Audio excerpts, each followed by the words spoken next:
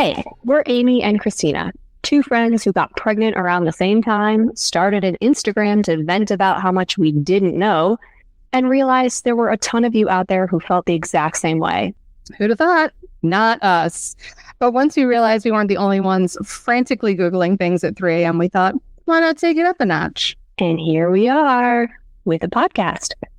We're bringing in the experts on all things pregnancy, parenting, and women's health because, let's be real, we're all just trying to survive this journey. So whether you're here for the real talk, expert advice, or just need some adult conversation between diaper changes, we got you. Welcome to the What I Wish I Knew podcast. Thanks for being part of our growing community.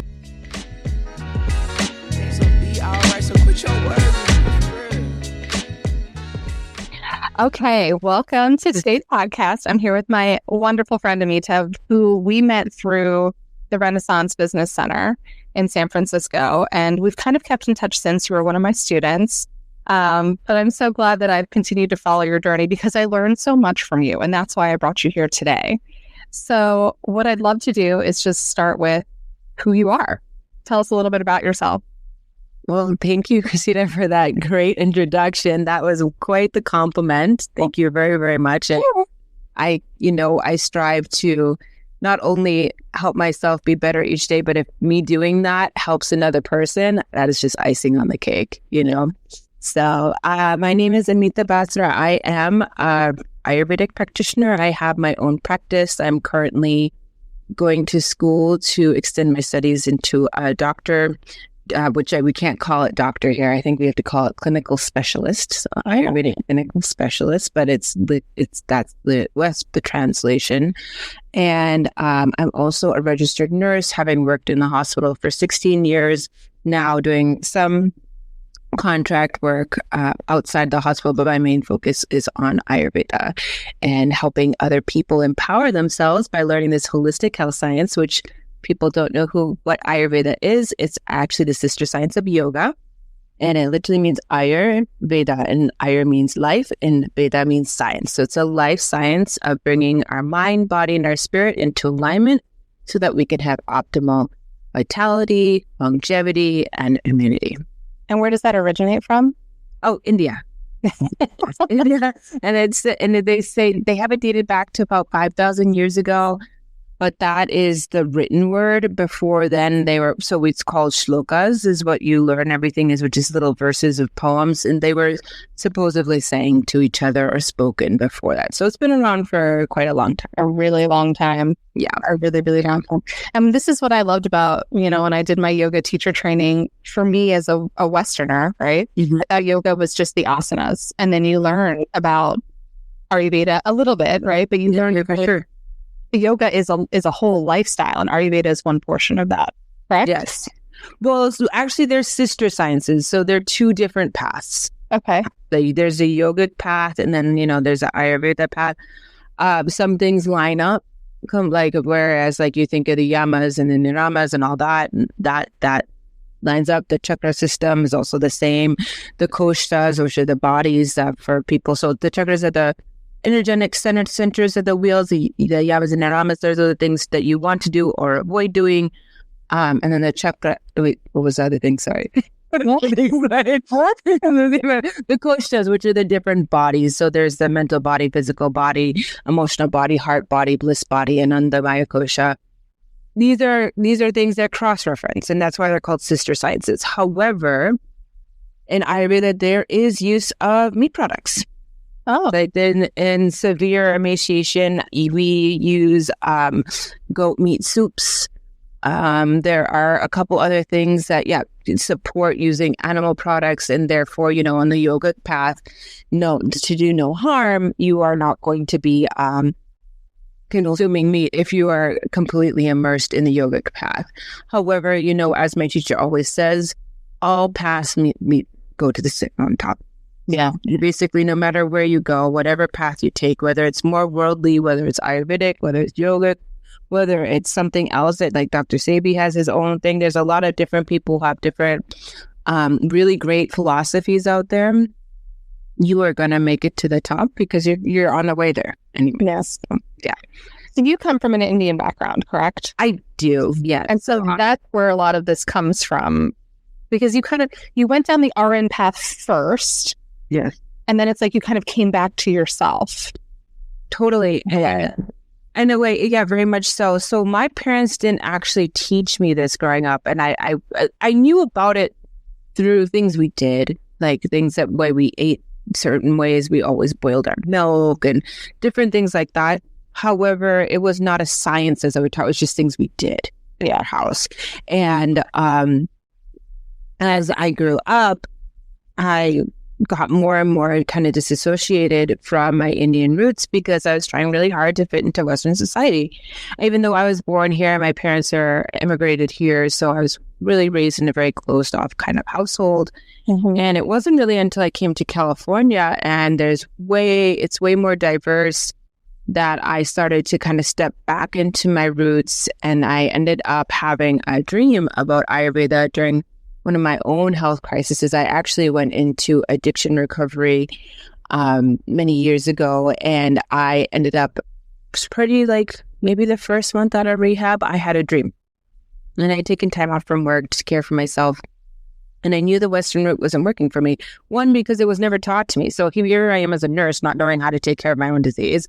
Right. Second of all, is I was put on a slew of medications. I was not sleeping. I was drinking tons of coffee. Like it was tons of coffee to stay awake.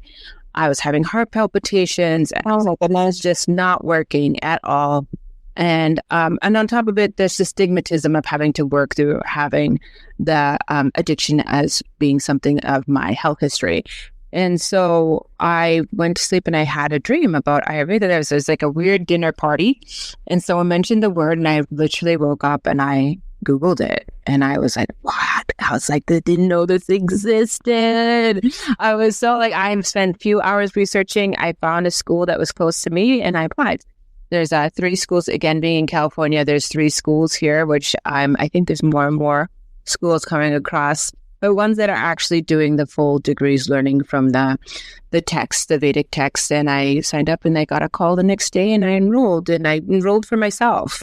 That's awesome. You know, because I was like, I don't know what to do. And then I got better so quickly that people were like, what have you been doing? You know, people were like, what happened? And so I started teaching my friends and family. I started teaching my patients at the bedside. And then it was my patients actually who were like, can we come see you? And I was like, what do you mean come see? You know? Like, I'm already seeing. And then my patient was like, hey, like, have a practice. Like, I'll come see you. I was like, yeah. And I was like, oh my gosh. And then I started my business. And so it was very organic. Yeah. It was very, very much organic. But not only has Ayurveda taught me how to care for myself and how to guide others to care for themselves, in a very beautiful way, because the nice thing about Ayurveda is it's quite simple once you learn it. You know, it does take there's a couple of layers to it.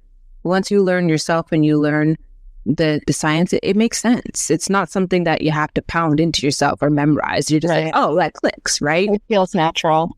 It feels very natural, but Ayurveda also really helped my healing of a lot of my own trauma of being raised as a non-white person in the Western world, especially on the East Coast. So, which is still better than some other places in the U.S. You know, is my little flavor. So yeah, it's a very special journey for me. Thank you for asking. Yeah, of course. Let's talk about Ayurveda and just like some of the basics. Like if we were to break this down really like Ayurveda 101, what would that look like? So Ayurveda is based on the 5 elements, and that's actually split down into 3 doshas, which is what people hear about. And so there's Vata, which is air and ether. Then there's Pitta, which is fire and water. And there's Kapha, which is water and earth. And what you do is you come to see an Ayurveda practitioner. You can take quizzes online, you can read books, but you basically find out what your basic constitution is. However, if you're dealing with issues in your day-to-day life or complications or some sort of symptomology that you're not liking, you're not going to be focusing on, people get a little duped. They think, oh, I need to just do everything in the way that my constitution is. No, you need to find out what the imbalance is. And that's why you would go see a practitioner, because they're going to help you understand. where this is broken down into, whether it's in this air, fire, or earth. And the reason I talk about that is that you use that understanding of the qualities. So let me talk a little bit about, I'm going to just talk about one, because otherwise it does get confusing. And so we're going to be here a while. Yeah, and we'll be here a while. Which you're welcome to come. Yeah, I mean, I'm happy to teach you all. But the Vata, so let's stay with the Vata dosha, which is that air and ether. And the reason I'm choosing that is right now we're into the fall season, which is Vata. Just literally think about how the wind kicks up in the fall. So therefore, it is air and element. So it is dry, cold, rough, mobile. Just think about the qualities of air. That's how I would use it for you to understand the food choices that you're making. So I teach you about different foods, because not all fruits and vegetables are the same. Not when you have imbalances or you're trying to cater to your constitution, right? Same thing with your different exercise routine, or maybe some breathing exercises, or the sleep schedule that you have, or any herbs that you might be taking. And then I'll start to get you to understand why those qualities are getting amplified and making your issues or complaints worse, or why it might actually help ground and pacify those. And that's how Ayurveda works, is it really becomes this very simple way of looking at some things just through the elements. Yeah. And you just mentioned something I think that's important to point out too, is that it's not just about the foods you consume, it's how you move your body and also how you're breathing. Yeah, absolutely. Yeah, which is so, and also just to recap, I can have a different makeup of my doshas versus you, but we all go into the same season together. And so we might have to pivot those three things, what we're eating, how we're moving our bodies, and breathing, to stay in balance for that season. Absolutely. No, you got it. And I love it. Yes, which means that kudos to you, and also kudos to me, because I mean, I explained legit. No, you're a great teacher. And then, like, the way it also starts to become more layers on itself is that it's not just the seasons; it's also the times of the day that are ruled by these kind of elements, as well as the stages of digestion. And this is how, like, I start to teach my clients, is this, like, enveloping it. And there's plenty of people who do courseworks at yoga studios, and there's some great books out there. Let me try to think. Prakriti is a really good one to learn about your constitution. What is Change Your Schedule, Change Your Life by Dr. Suhas is another really good. So those are two really good beginner Ayurveda books. If anyone who's listening is a little bit piqued in interest and wants to go for like a low stakes investment. Yeah. Ayurveda. It also has to do with kind of, I don't want to say the season of life, but maybe the phase of life as well. There's phases of life totally as well. Like right now, you and I are in our Pitta stage of life. We're building businesses, we're building families, we're building our careers, building homes, and in the beginning stages of life, we're in the earth stage, Kapha stage of life, is because we're children. We're literally building. They're literally, and for anyone who has children or around children, which is basically everybody, they multiply. Your earth building, they have snot that's why there's so much snot. It's like literally that is the cup of nature, is mucusy, unctuous, oiliness. So that's why it's producing, because they're growing. So this is why I have never heard that. Yeah. So that's why I have so much snot. That's hilarious. I'm actually helping them grow. And if they didn't have so much, and also that's the same thing that happens with women in pregnancy. Okay. All of a sudden, the lung areas are more, this is the kapha region of the body. The mind gets slow and sluggish and foggy. There's mucus. There's there's all this heaviness, right? I have never had so much mucus. I'm currently okay, for those of you who can't see us, I'm currently sitting in my bed. Because this is the only place I can get away from my family. And what do I have in bed with me is a tissue box.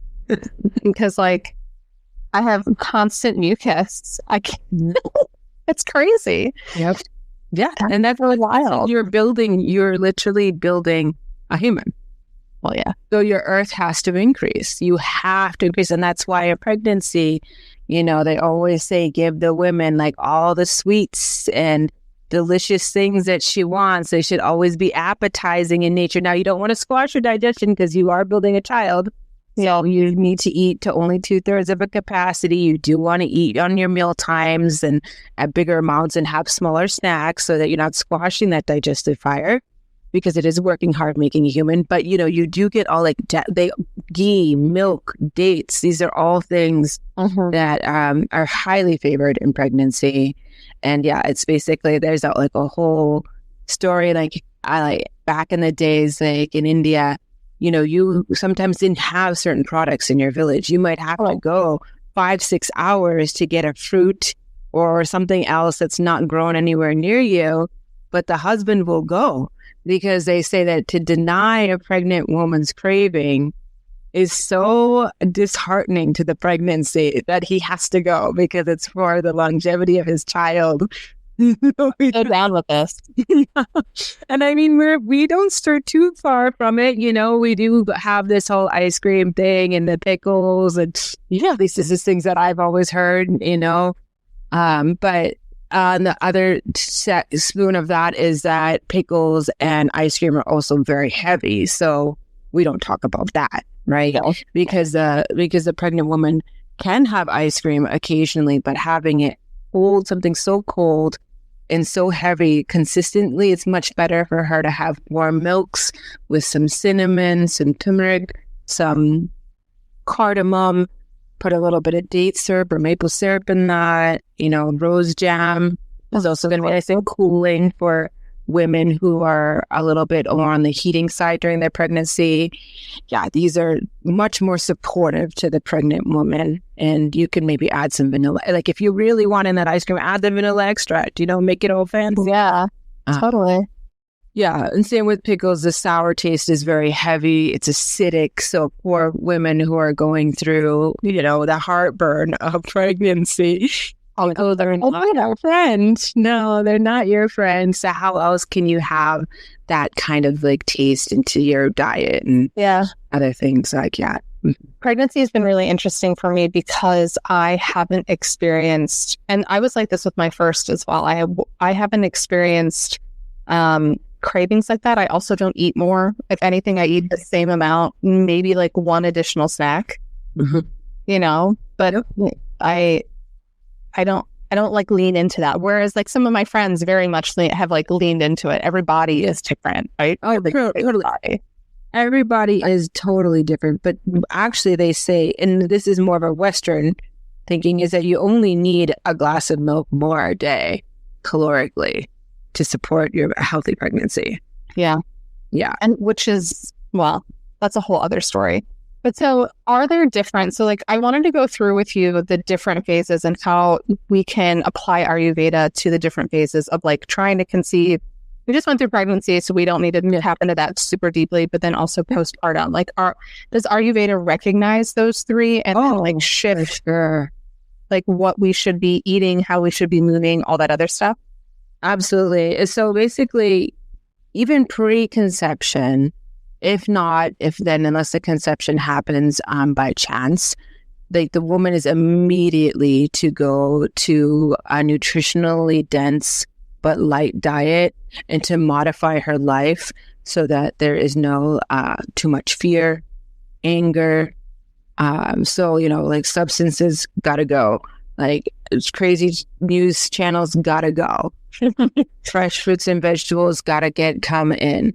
It's not even just the woman's job to do this. It's the whole family's job.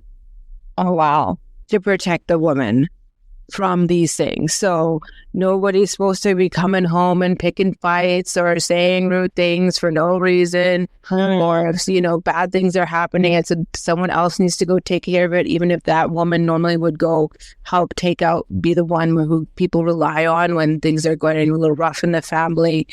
So it's very much the whole, it takes a village. And this woman is doted on all the way through her postpartum period. Which postpartum takes fully 3 years for the woman's body to get back to pre-pregnancy state. According to Ayurveda, now it doesn't mean that you can't have a child prior to that, but it just says that is your pre-pregnancy state. 3 years. So, which we give 3 months? No. It's like, it really is a whole thing. So in Ayurveda, you would normally do what they call is the whole protocol that you do prior to, I'm not even going to go into Sanskrit because I don't want to get too confusing on here, but there's a whole protocol that for conceiving. And actually, not only the woman is requested to do a detox of the body, but so is the man. Oh. To have the best sperm and ovum meet. And then if you get into it even more, you can bring in the Vedic astrology side, which is called Jyotish. Bring that in and conceive on this day of this moon at this time. Be the chicken on the east side of the mountain. I don't know. It can get really detailed, and you don't have, that's more of the astrology side that will bring in that. And the Vedic astrology, it serves more as like remedies through chanting and offerings to things and going by phases of the moon. But yeah, so it's required that usually both parties go through a detox, and then they also follow a certain protocol while during the conception is happening. Then once conception is happening, then things do shift to the woman. Basically the woman is very doted on. And in Indian culture, this is speaking more on the culture, and some people may not agree with me in some degree, but women are very highly revered and doted on for two things in Indian culture: when they're getting married and when they're about to have a baby. And some of it feels kind of weird, especially someone who grew up in a Western country, because I feel like, well, there should be that recognition of push-pull in everyday life. But then I learn about some of these ancient rituals, and I have a little bit more understanding of why the woman is so much doted on during this time. And so then the woman will slowly introduce different things month by month. And the fourth month is really considered a very special month, because that's when officially becomes two hearts are existing in mom at the same time. And this is what it becomes like. All the music in the house has to have a certain beat. Going for walks should be in pretty areas. Everything that the woman is intaking, because now the mom and baby's emotions are going like this. Oh, sorry, my hands are going back and forth, guys. And they're basically shunting from one to the other. So that is why it becomes very revered in that stage. Then as into the 8th, 9th month, then there's still special care in foods and herbs, and also just regulating the bowels. If anyone's been pregnant, I'm sure they can understand that that staircase that you need to climb sometimes, and just having a regular daily bowel movement, which is really important. It's really, really important. So there's supporting that. And then you're also going to be doing like different oil packs on the pelvis area and the hip area. What is an oil pack? So you basically will oil pack. What I have patients do is clients, because I don't have patients because I'm not a doctor. You take gauze and you make like not a triangle, a square, a rectangle, depending where you're going to put it. So if you're going to put it where your thigh and why can't I think of this name right now? The iliac crest right here, right? You are going to take that, you'll take the oil, the herbalized oil, it's an Ayurvedic herbalized oil, and you'll warm it up in the double boil method, because you never really want to directly heat oil unless you're cooking with it. And then you're going to dip the gauze in there, and you're going to put it on the body so that the body can absorb it. And then when it gets cold, you dip it back in and you put it back on. I could share that with you. That's fascinating. Yeah, and it just helps the body so that it can elasticize open and elasticize back in without having too many complications. I definitely have seen it be very beneficial to women's hip pain post birth, because that's real. And you're sitting to breastfeed. So hip pain while sitting to breastfeed is not always fun. And then even post-birth, there'll be like the tying of the abs, kind of like similar to like the tying of the bones. And if you've ever heard of the ritual, but they'll tie the abdomen post-birth. So just again, to help bring it, just allow everything to settle back into place. But it's not supposed to be aggressive. It's tied with just a piece of cloth. Like today we have these crazy belly bands that people are like trying to shimmy into. No, this is like you take it in the old days, they take sari, and they just, because that's what was around, and you take any piece of cloth and you tie the belly just to hold some support. So again, it doesn't have to be aggressive at all. And then post-birth, there is a very, usually anywhere from 0 to 5 days, 0 to 7 days, that you actually have a very light diet. You're going to have mostly soups, white rice. It's going to have digested spices in it. You will start taking either a ghee with herbs in it or a liquid with herbs in it, depending on what that particular person needs. And that is because your digestive fire is not working. You literally expelled a human from your body. Yeah. And all your power went into that. And then you had a huge blood loss, which is supposed to happen, as a placenta detaches. So because of that, your digestive strength is not really high. And that, again, another thing we do in America is, what's the first thing? Burger and fries. Get that sushi. Like, people are getting all the things that they're not, a cold cut sandwich, all these very hard to digest, cold, rough foods that are not supportive of the digestion. And I was not saying that you can't have a little nibble of someone's stuff if it's like a real craving. It's just, you don't want to be sustaining on that. And even when I worked in Chinatown, so I worked in labor and delivery as for most of my hospital years. And I worked at one point in Chinatown in Boston, and we always had chicken and rice. Like a soupy chicken and rice, because that's the only thing the Chinese have post-birth. Yeah. And they also won't have cold water. They'll only have warm water. So this is not just, from this, this has been known across, different ethnicities for a long time now. And we just have come into this other place. I don't know if the ice cold water is coming in because a lot of the medications, like a lot of pain medications, one of their side effects is people start to excessively get hot. And this is just an observation having worked, sometimes people temperatures will raise. So I don't know if it's from that or if it's from other side effects of medication, also hormones in themselves. But the more you have cold, the more it's actually going to dysregulate you.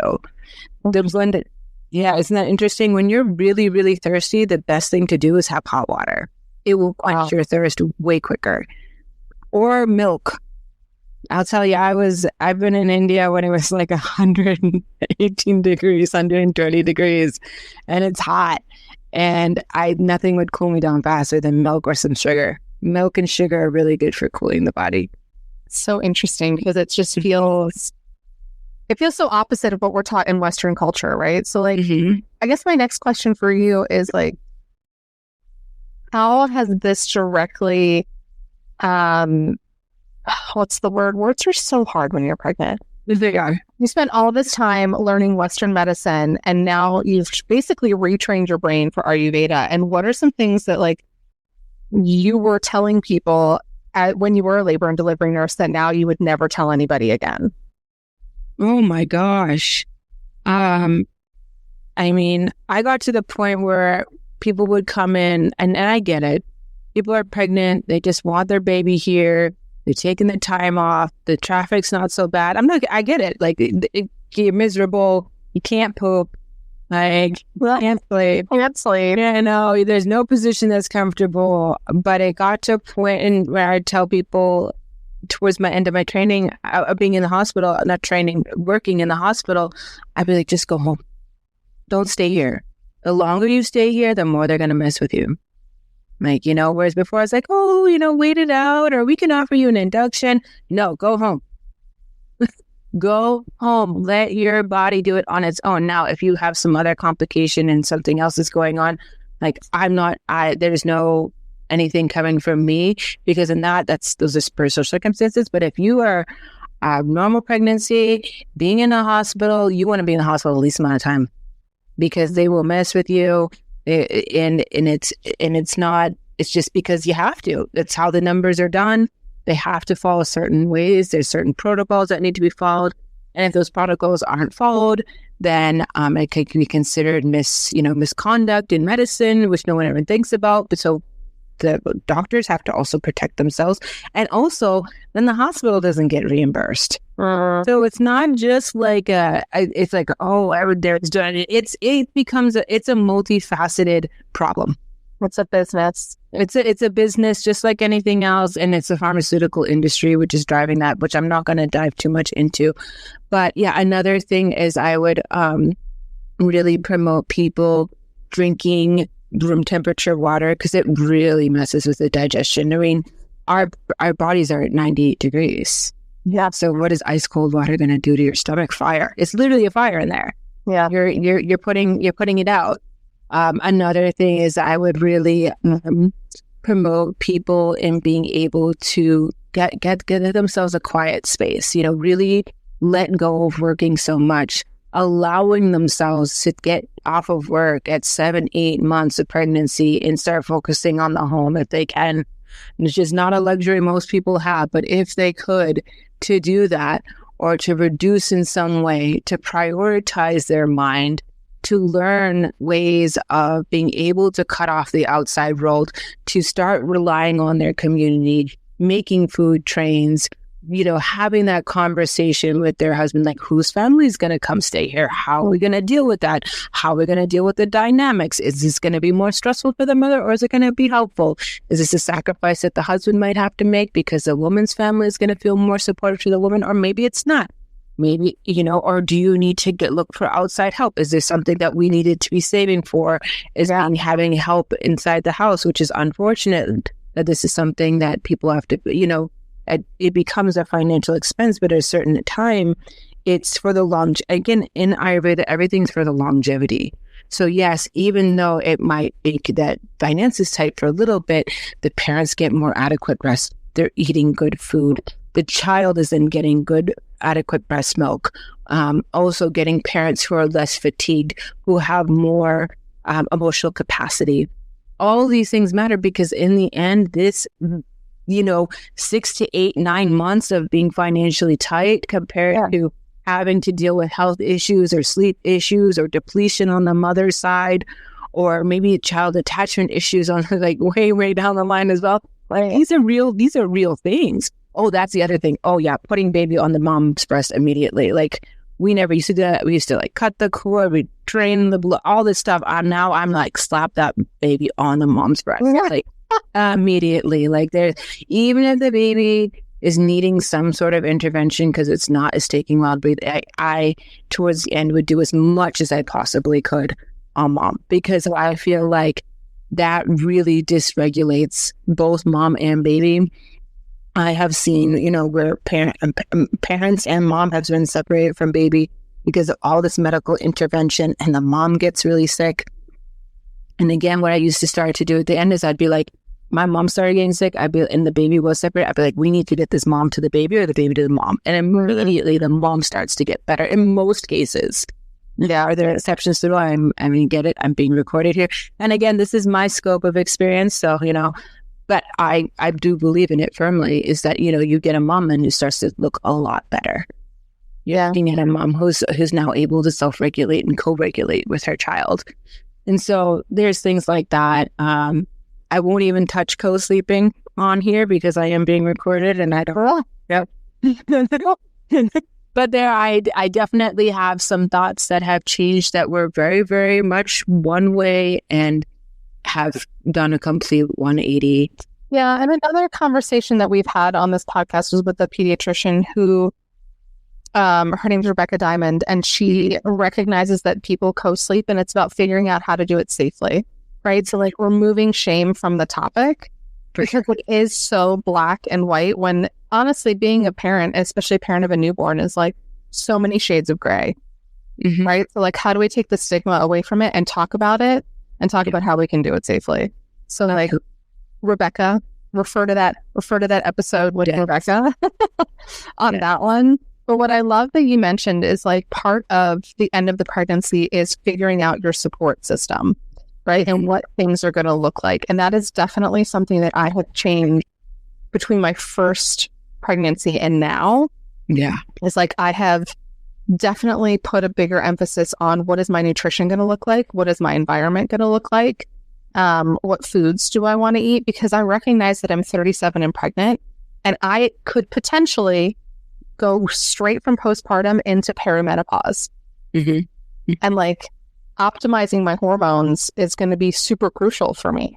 Oh, for sure. Absolutely. And just being able to take that time to regulate your hormones, like it is possible that would happen.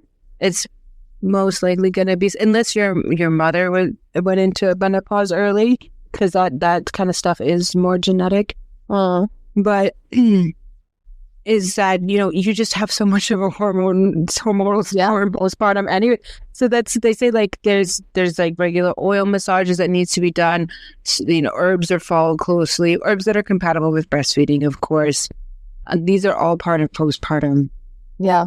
Care. But yeah, it's good to be aware of like, okay, this is what could happen to me, what couldn't happen to me, and how can I help myself? Right. But how do I make myself also a priority? Right? Because I think a lot of people a lot of people put it's about the baby. They want to see the baby. It's all about like, is the baby, but also, and I don't want to sound selfish when I say this, but I think postpartum mothers get kind of put to the side. Think about it. We get in Western medicine, we get 1 6-week appointment, but the doctor is seeing our baby every how many weeks, right? Like nobody's ever checking in on me. What's up with that?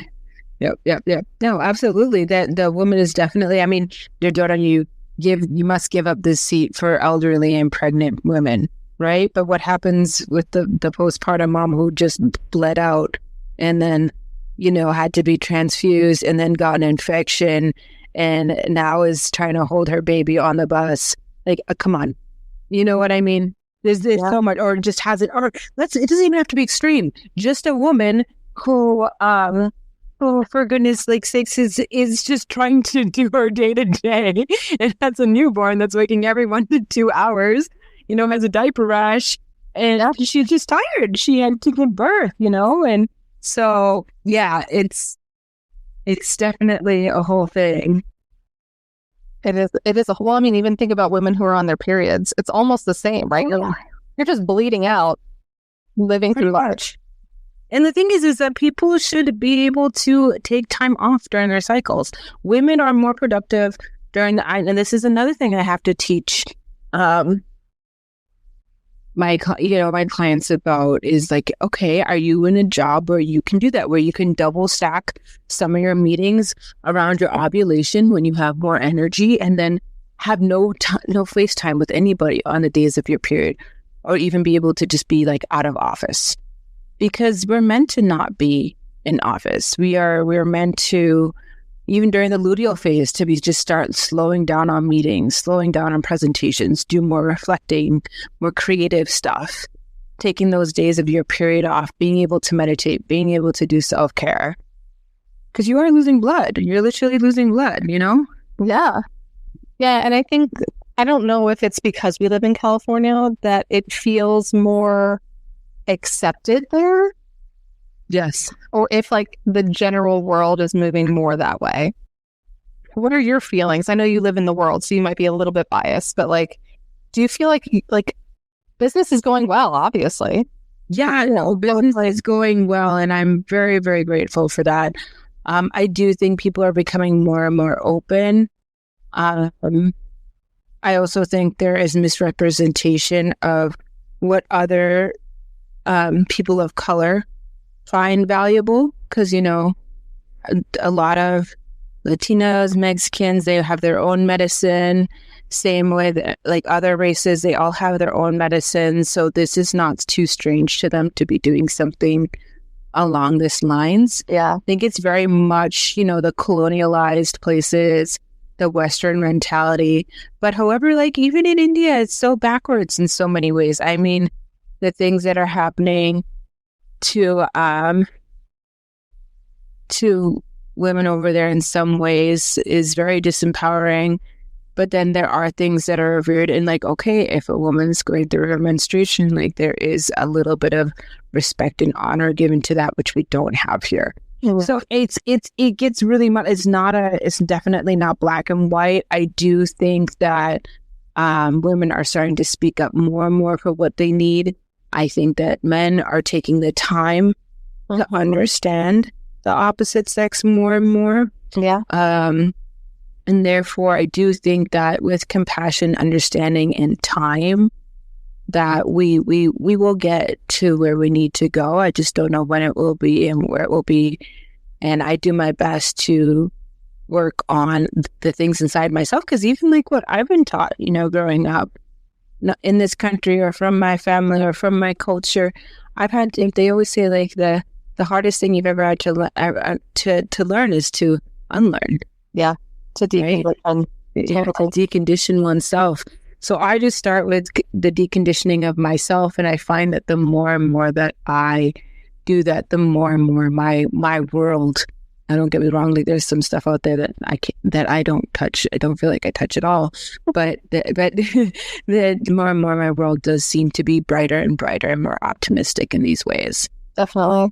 And that's where a lot of my own personal motivation comes from for this. I felt really let down by Western medicine in a lot of different ways, right? I mean, even from a capacity that, I had a miscarriage last year that I only just now paid off, and I had health insurance, right? So I've almost given birth to an entirely other baby by the time that I've paid off my miscarriage that I'm not sure was handled the best way anyway, right? But just the way that it's been has led me to try to find other avenues. And I'm so grateful that those things exist. I'm so grateful, Amita, that you exist, and the Ayurvedic world exists, because I knew that it got to a point where in my gut, I was like, this can't be it.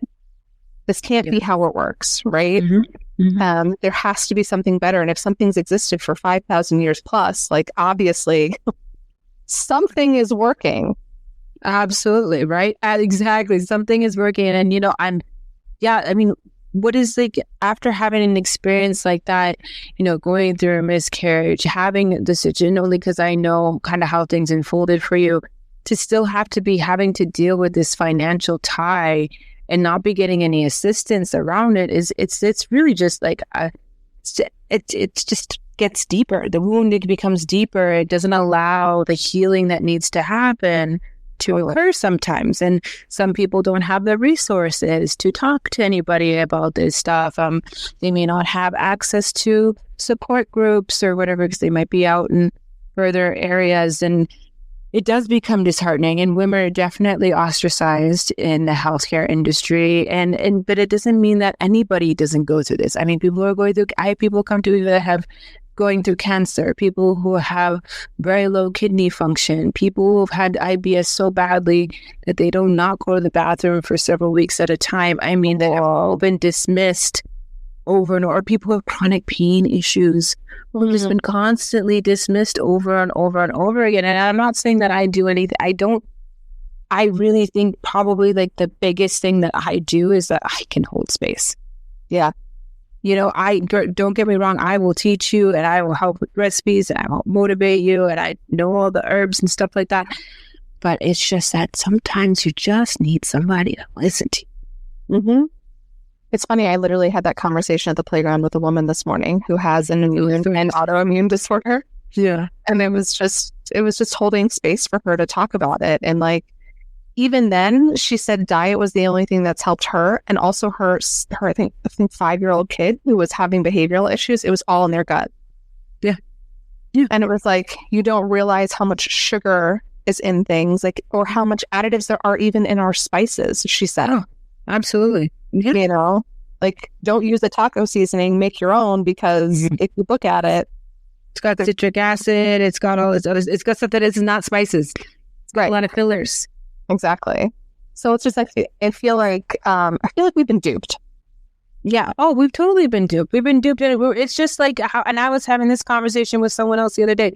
You can walk, if you don't have a car or access to anything, right? You can walk and probably get yourself some liquor and some cigarettes easily. But get to a grocery store, No, you can't like it. Yeah, with fresh produce. Exactly. Things that are not canned or like mass produced with lots of extra additives. You can't get to the grocery store. And it's like, okay, we are being cut down. Our life force is constantly being cut down and makes us less argument. I mean, this is a whole different, I'm going to finish my tangent real quick though, because it makes you less argumentative and makes you more docile. It makes you more tired. It makes you more lazy. And therefore you go to your 9 to 5, you don't make a fuss. You're not trying to create change, and you're not branching out into your whole full self, because that's what creates problems for organized society. Okay. So, and what better way than to just, use your life force up in this 9 to 5 and you're retired. That's it. You're gone. That's what I do. No, but most people live either a vegetable of life or they pass away because they didn't have the chance to really take care of themselves in the way that they needed to prior to that. Totally.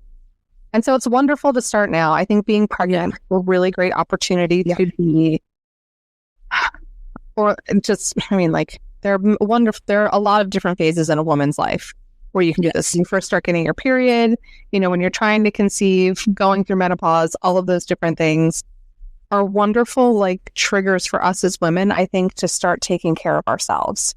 Absolutely. Or they end up having a sick child. I mean, it's mostly women who come in. And it's because women tend to be the caretakers. I'm not saying that there are not, but the majority, and I have an affinity for working with women. I've worked with women as a nurse, and now I work primarily with women in my practice just because that's who I attract.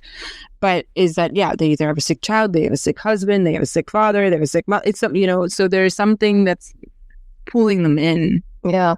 To, bring this knowledge. I'll trigger it out. So, Amita, we are coming to the end of this, so I wanted to give you the opportunity to say anything else that you wanted to say that we may not have hit on. I feel like we could probably talk for 2 hours, but, Oh, absolutely. I encourage everybody to, if you don't know about Ayurveda or any holistic health, I mean, mostly what I talk about is Ayurveda. It's just to hop on YouTube, learn a little bit of something, check out those 2 books, Prakriti, which is Prakriti, or Change Your Schedule, Change Your Life. Some references to see if it's something that speaks to you, because it is quite simple. And if you can apply it, take what you can. Take what applies to you and use it, and you will see some benefit. That I know. That I absolutely know. And then, of course, if you want to learn a little bit more about Ayurveda and me, I have a website, which is www.creamshakti, KreemShakti.com. And I also have handles on YouTube, TikTok, and Instagram, where I also put out some videos and some free information, little tidbits you can add to your day. And that's all it is just try and see what you can add to your day. But really, it is the ultimate anti-aging. We're all scrambling in this society, trying to figure out what we can suck in, inject, whatever. You want to know how to age gracefully? This is it. This is definitely the way. It's just basically being like the river as it goes over the stones. Oh my God, that was beautiful. We'll end with that, but I'll put all those links in the podcast description too for everybody. Amita, thank you so much for your time and your wisdom and your general light. I really appreciate it. Thank you. Thank you for your time and being here and asking me these questions so we could share with everybody. Trying our best to make do. Every day is something new, but change don't come. Oh yes, it's true. Brighter days are straight. Thanks for hanging out with us today. I hope you like what you heard, or if you're just like, these two are my people, don't forget to hit subscribe and leave a review. And hey, if you want to keep the combo going, come find us on Instagram at whatIwishIknew_. We are always up for chatting about the real stuff.